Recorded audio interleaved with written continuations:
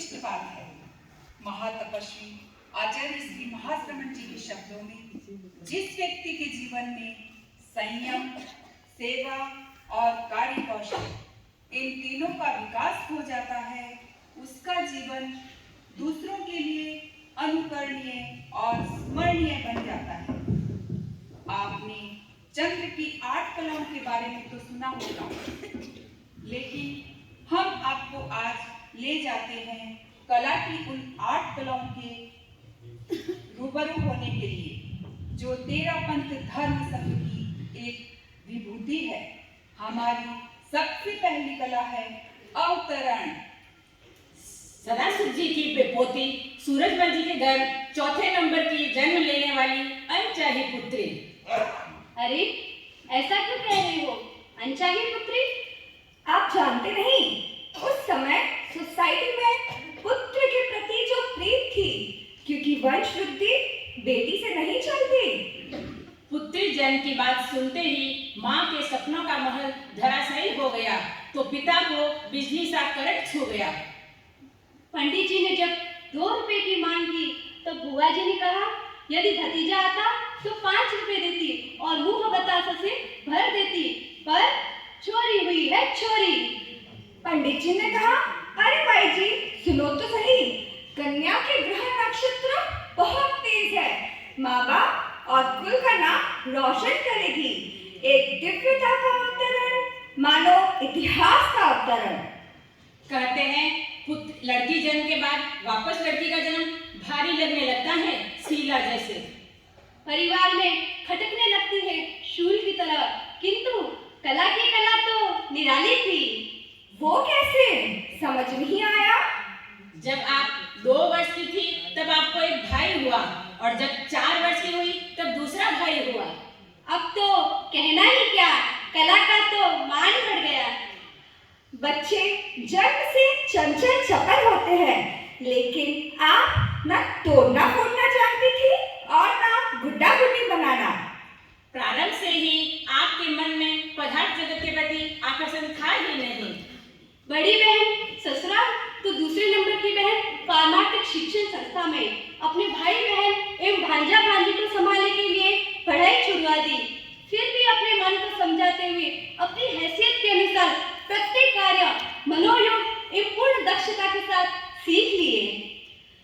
जब भाइयों के लिए मास्टर जी घर आते तो कला भी उनके साथ बैठ जाती, लेकिन छोटे मोटे काम के लिए बार बार उन्हें उठना पड़ता, तो कभी कभी प्रतिक्रिया हुई, भाइयों को नहीं और मुझे ही क्यों उठाया जाता है। आपके आंखों में पदार्थ के सुंदर भविष्य थे और आगे बढ़ने का मन में दृढ़ संकल्प।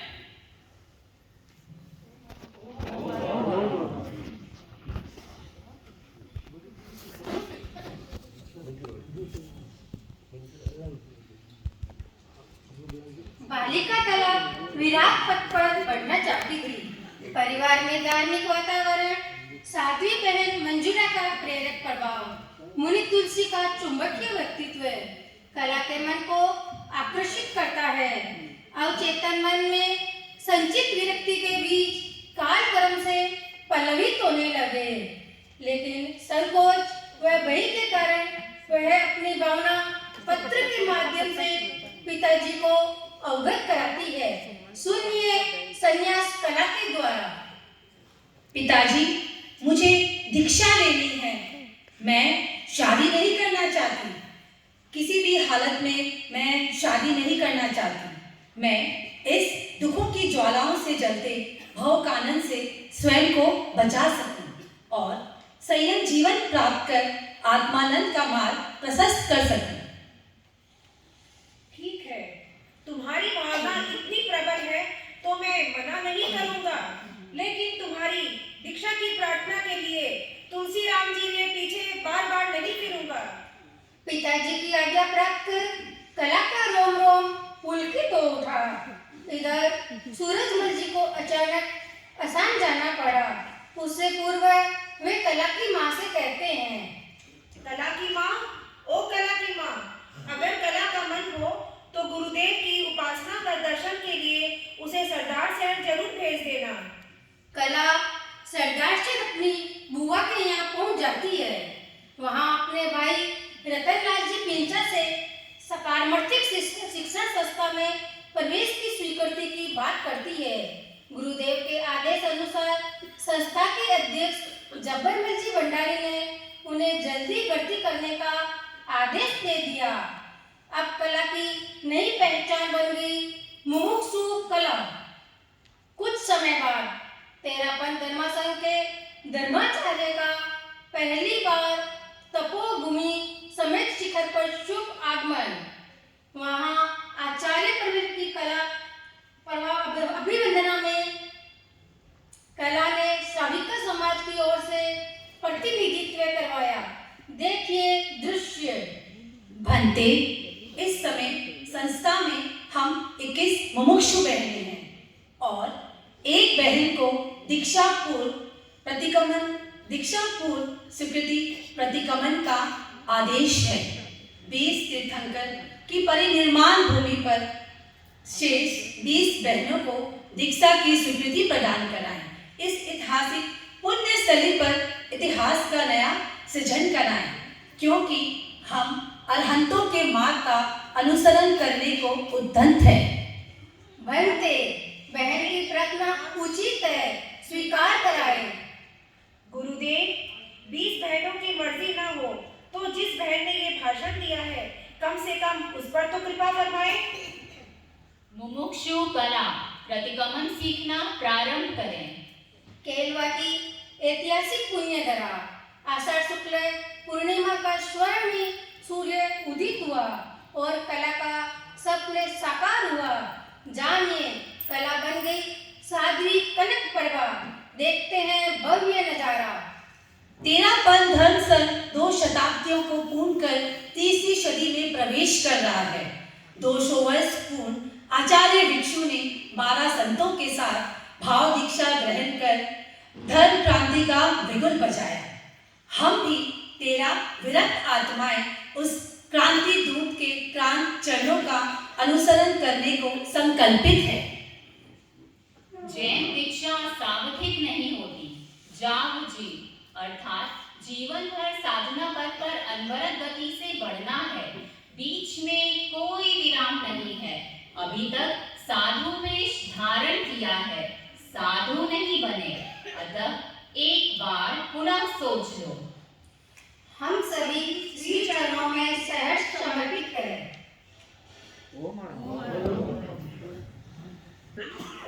यदि किसी से पूछा जाए कि आपको कामयाबी कैसे मिली, क्या इसके लिए आपने यह गीत गुनगुनाया, हम होंगे कामयाब, हम होंगे कामयाब? अरे नहीं नहीं, ऐसे नहीं मिलती कामयाबी। इसके लिए तो तपना पड़ता है, खपना पड़ता है। संयम का अमूल्य उपहार पाते ही जीवन के एक एक पल को सार्थक किया, पुरुषार्थ की ज्योति जलाकर। और इसी की निष्पत्ति है अनवरत विकास, जिसको हम सुनने जा रहे हैं। विकास कला। संयम जीवन की शुरुआत में आपने तपोविज्ञान पढ़ा और एग्जाम दी। अच्छे अंक प्राप्त कर आप उस दिन से बुद्धिमान साध्वी के रूप में उभर आए। 7 वर्षीय कोर्स में दीक्षा लेते ही चतुर्थ वर्ष में प्रथम एवं 5वीं, 6वीं, 7वें वर्ष की परीक्षा में विशेष योग्यता प्राप्त की। विशेष योग्यता के पुरस्कार स्वरूप आपको 3 रजोवरण प्रदान कराने की घोषणा की, जो आज तक का सबसे बड़ा पुरस्कार है। उनके विकास का राज क्या है? वे पूरे मनोयोग से पढ़ती, पाठ्य पुस्तक की सूक्ष्म तथ्यों को पकड़ती, महत्व अंशों की नोट्स बनाती और तनाव मुक्त रहती।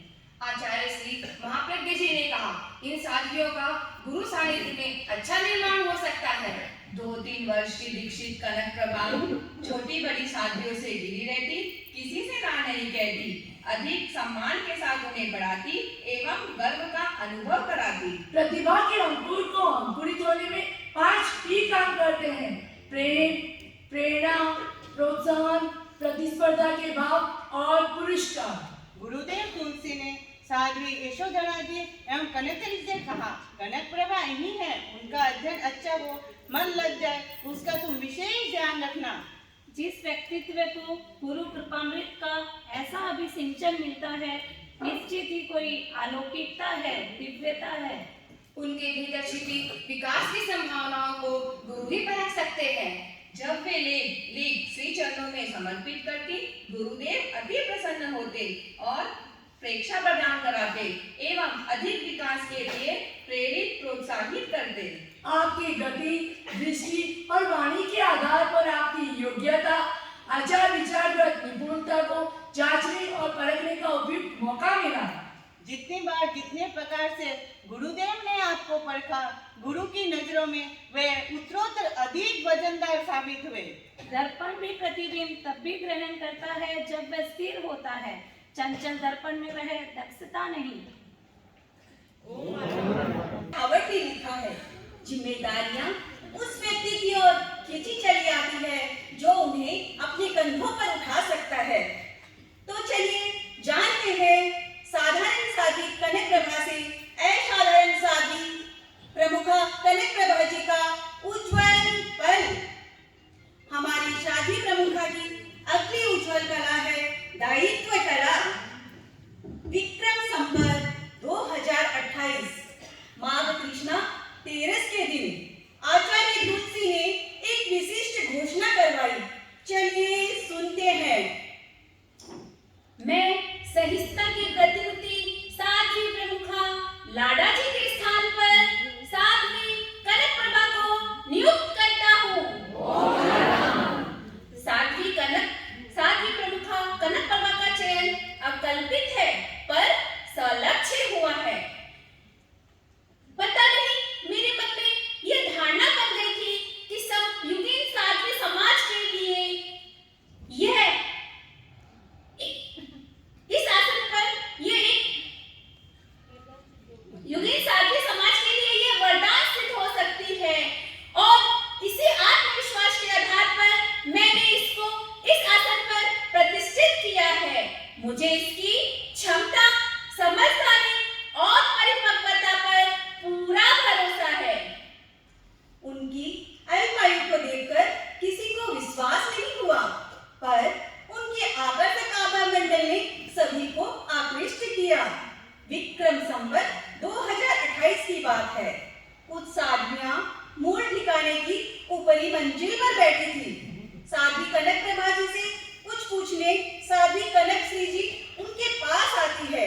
देखिए रोमांचक दृश्य। आप यहाँ क्यों पधारे? मैं ही आपके स्थान पर आ जाती। मुझे पूछना था तो मैं आ गई। इसमें आपत्ति क्या है? आप नाइट हैं, अच्छा नहीं लगता। अभी तो माइक करती हो, पर कुछ दिनों के बाद हमारी ही माइक बन बैठोगी।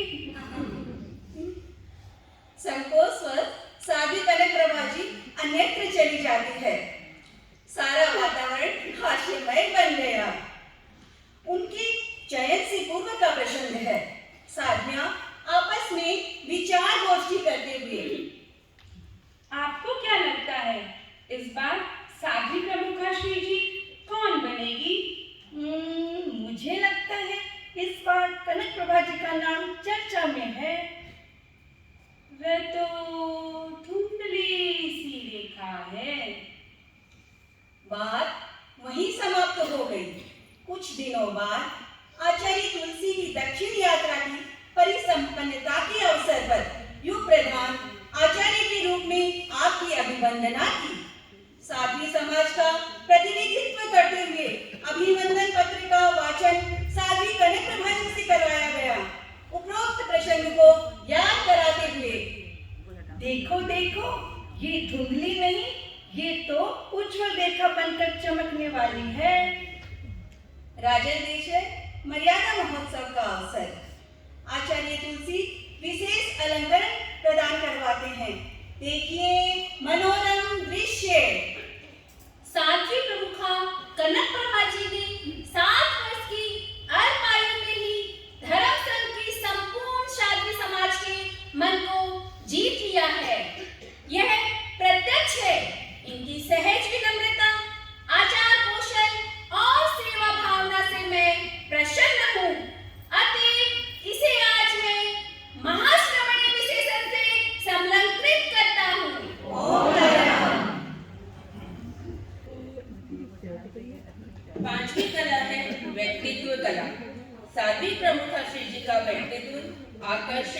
प्रभावी और बहुआयामी है।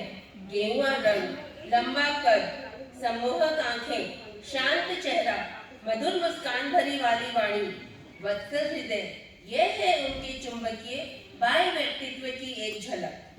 अध्यात्म निष्ठा, संतुलित मस्तिष्क, गहरा चिंतन, मृदु व्यवहार, नियमित चर्या, विनम्रता, सहिष्णुता, श्रद्धा, सेवा, समर्पण, ये है उनके आंतरिक व्यक्तित्व की आकर्षक रेखाएं। वे ग्रहणशील हैं, जहाँ भी कुछ अच्छा नजर आता है उसे ग्रहण कर लेती है और दूसरों को प्रेरणा भी देती है। प्रस्तुत है उसकी एक झलक।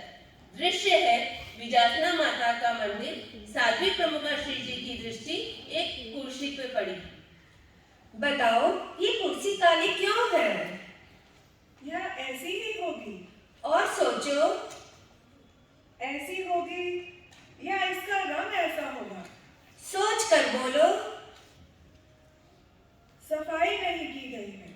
जिस तरह वस्त्र की धुलाई न की जाए, चीजों को झाड़ पोंछ कर न रखा जाए तो वे काले मलिन रह जाते हैं, वैसे ध्यान, तप, स्वाध्याय और प्रतिक्रमण से आत्मा की शुद्धि न की जाए तो आत्मा भी मैली रह जाती है। अतः हमेशा लक्ष्य प्रयत्न करना चाहिए जिससे कर्म बंद न हो। दैत कृपा करना आज ध्यान रखने का भाव है। संघ महानिदेशिका, महाश्रमणी आदि पद पर सुशोभित होने पर भी वे पदों से निष्क्रिय रहती है। कुछ स्थानकवासी जैन भाई साध्वी प्रमुखा श्री जी के दर्शन उपासना का लाभ लेते हुए। हमने सुना है आचार्य श्री ने आपको संघ महानिदेशिका के पद पर प्रतिष्ठित किया है, इसीलिए अब तो सारी व्यवस्था आप ही के हाथ में होगी। यह तो गुरुदेव की कृपा है, पर मेरे हाथ में कुछ नहीं है। सारा कार्य तो वहीं से होता है। यह तो आपकी विशेषता है। हमारे यहाँ पद मिल जाए तो कितने विशेषण पीछे और जुड़ जाते हैं।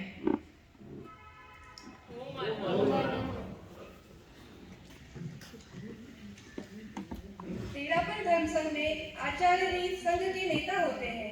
विशाल सात्विक संघ की व्यवस्था और संचालन के लिए हमारे चौथे आचार्य श्री जयाचार्य ने साध्वी प्रमुखा का पद निर्धारित किया। इसी श्रृंखला की एक मजबूत कड़ी है साध्वी प्रमुखा श्री जी कनक प्रभा। हमारी अद्वितीय कला है नेतृत्व कला। इनके नेतृत्व काल को तेरापन साध्वी समाज के विकास का स्वर्णिम युग कहा जा सकता है।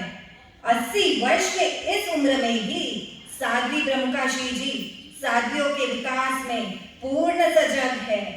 इसका जीवंत उदाहरण बेंगलुरु का महाप्रज्ञ शताब्दी समारोह। साध्वियों के लिए सिलाई, रंगाई, ओगा, पुंजनी बनाना, पात्रियों पर नाम लिखना आदि साधुचर्या संबंधी कार्यों की क्लासेस लगाई गई थी। उनका चिंतन रहता है कि संघ की प्रत्येक साध्वी स्वावलंबी और आत्मनिर्भर बने। आवश्यकता होने पर स्वयं कंठस्थ भी कराते हैं। देखिए एक दृश्य। एक साध्वी को दीक्षित हुए लगभग 1 मास हुआ था। मुझे बुक्स पढ़ना अच्छा लगता है, लर्न करना मुझे अच्छा नहीं लगता। एक दिन कंठस्थ करती हो या नहीं? नहीं। 2-4 दिन बाद कंठस्थ करना प्रारंभ किया। कंठस्थ करना मेरे लिए सिरदर्द है। आप मुझे किसी और काम में नियोजित करें, मैं उसे अच्छे से करने का प्रयास करूंगी, पर कंठस्थ करना मेरे बस की बात नहीं। आओ मेरे पास, मेरे साथ सीखो, मैं तुम्हें कंठस्थ करवाऊंगी। देखते देखते 5 श्लोक कंठस्थ कर लिए। यह क्रम अनेक दिन तक चला। इस प्रकार साध्वी प्रमुखा श्री जी ने अपनी नेतृत्व क्षमता से साध्वी समाज में अपनी पहचान बनाई ही है। साथ में साधु व श्रावक समाज में भी अपनी विशिष्ट पहचान बनाई है। संत जन भी प्रमुखा श्री जी के सम्मान करने हेतु उत्सुक रहते हैं। प्रस्तुत है एक दृश्य। लाडनू यात्रा में साध्वी प्रमुखा श्री जी छापर पधारी। कुछ संत पधारे। मैं महाश्रमणी जी का छापर की इस धरा पर स्वागत करता हूँ। आप विराज की फरमाएं। काश आप पट्टासीन होती और मैं आपका स्वागत करता तो मुझे अधिक प्रसन्नता होती। एक बार मुनि हंसराज जी ने विनोद में कहा, आज मैं अपने बुआ जी का स्वागत करता हूँ। सब आश्चर्य। लाड़ा जी, माँ सती मेरी संसार पक्षी बुआ थी। वे शादी प्रमुखा थी। आज आप उनके स्थान पर शादी प्रमुखा थी, अतः आप भी मेरी बुआ जी ही है। इस प्रकार संत भी उन्हें सम्मान करते हैं, श्रावक समाज को भी समय समय पर प्रेरित करते हैं। देखिए एक दृश्य, मर्यादा महोत्सव का समय। साध्वी प्रमुखाशी जी गोश्री पधारते हैं, प्रेरणा देते हुए फरमाते हैं, संकल्प करें, एक बार एक वर्ष में गुरुदेव के दर्शन करने हैं। दूसरी बात आपके प्रेम संबंध सभी भाइयों का आपस में बना रहे। और तीसरी बात, परिवार में अब कौन दीक्षा लेने को तैयार है? महाराज, आपकी कृपा से सब ठीक ही है, पर मैं और मेरा भाई 15 वर्षों से बोलते नहीं हैं। परिवार में अनेक अवसर आते हैं, पर हमारी बातचीत बंद है। देखो, माता की इच्छा पूरी करने का यह अच्छा अवसर है। ऐसे क्षण फिर कब आएंगे पता नहीं। महाराज, आज आपकी कृपा से हम निहाल हो गए। आज तो हमारे करोड़ों की कमाई हो गई है। किन शब्दों से आपकी कृतज्ञता ज्ञापित करूं? आपने हमारी मन की मलिनता को धो दिया।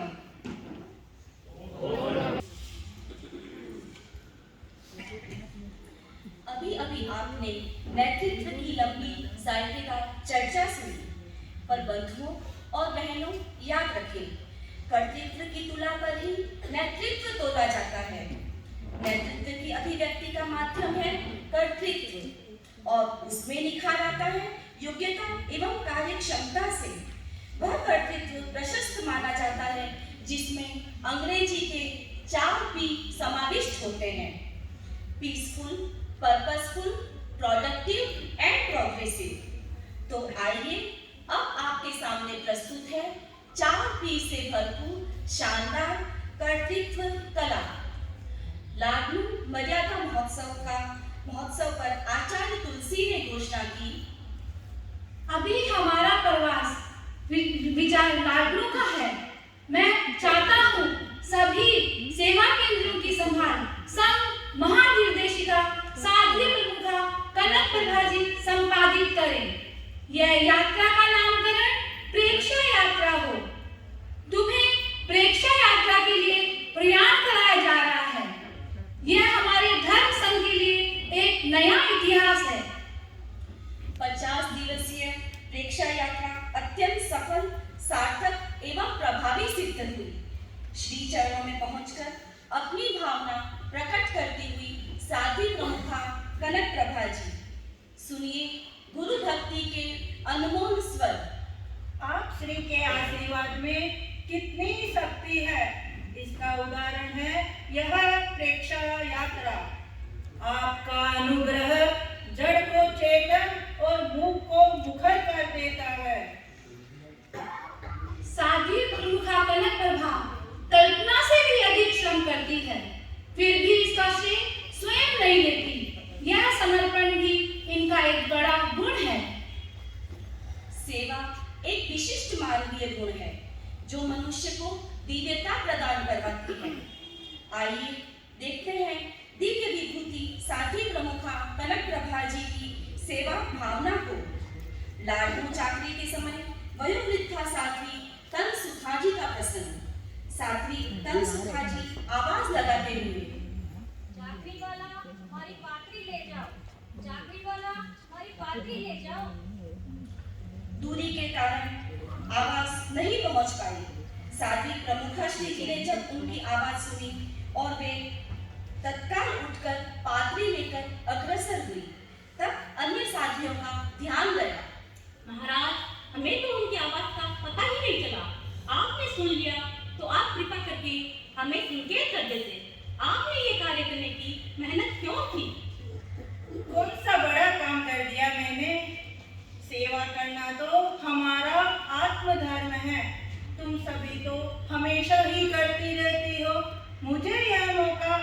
मिलता है। श्रमशीलता आपके कर्तृत्व की अमिट पहचान है। आइए देखते हैं डुंगरगढ़ का वह प्रसंग।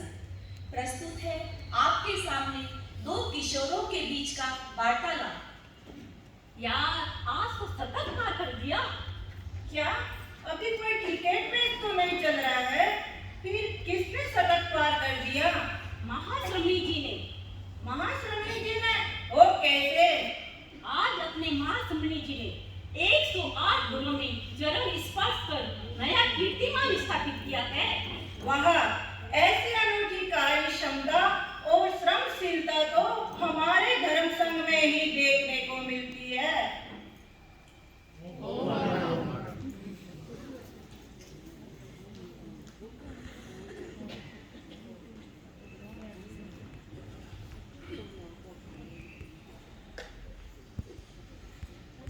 कला की 8वीं कला सृजन कला।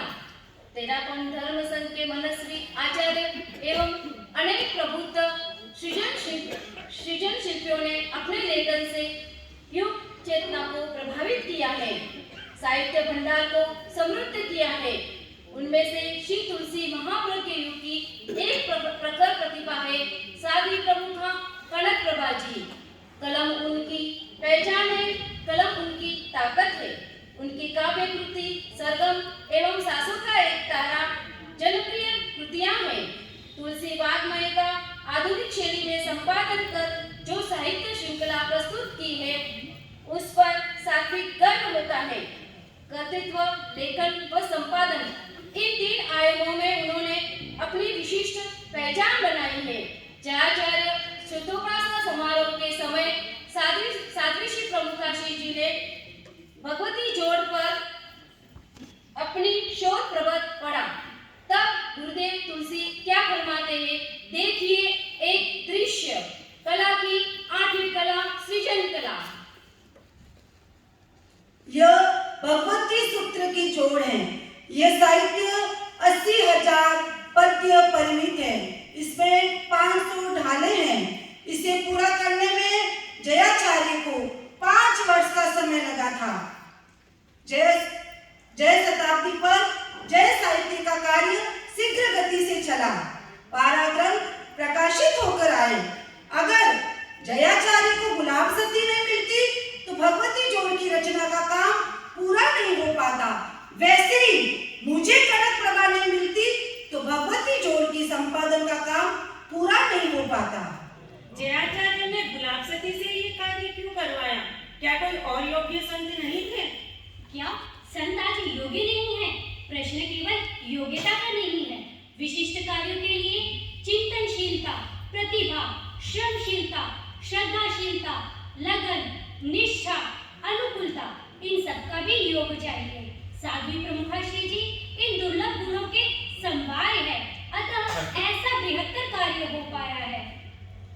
ऐसी श्रम करने वाली साध्वी नहीं मिलती तो भगवती जोड़ जैसा दुरूह कार्य इतने कम समय में संभव नहीं हो पाता। ये जितना तेज लिखती है उतना ही सहज सरल लिखती है। कहीं काट-छाट की अपेक्षा नहीं रहती। प्रथम पांडुलिपि ही अंतिम कॉपी होती है। साध्वी प्रमुखा श्री जी की साहित्यिक प्रतिभा बेजोड़ है। तेरापन धर्म संघ की इतिहास में वह पहली एक ऐसी साध्वी है जिन्होंने प्रचुर मात्रा में साहित्य सृजन किया है। उनकी सृजन साधना बहुआयामी है।